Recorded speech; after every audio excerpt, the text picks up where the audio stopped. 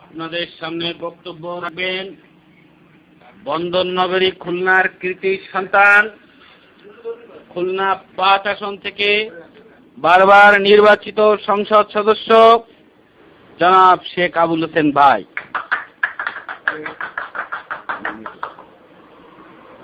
আসসালামু আলাইকুম। আমার সোনার ছেলে ও মেয়েরা, আসসালামু আলাইকুম। তোমরা একখান কিলা বেরিয়েছো, শুনে সব খুশি হয়েছি। ওই পাড়ার খান কিসালরা মুরগি চুরি এরা সুদায়, ওরে খান কিসালরা পড়াশোনার খেলাধুলা কর। আরে সব পেলে কি কইছে? এ বুতায় মুসা ভাই সব কন্যা খা পেলে কি কইছে? পেলে তো খেলার কথা বলেছি।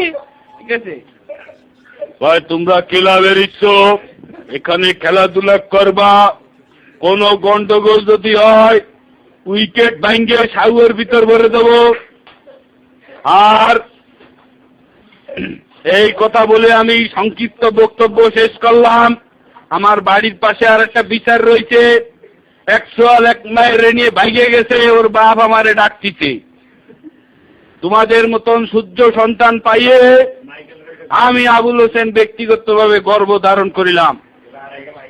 তখন একজন পাশের থেকে কাকা গর্ববোধ করিলাম।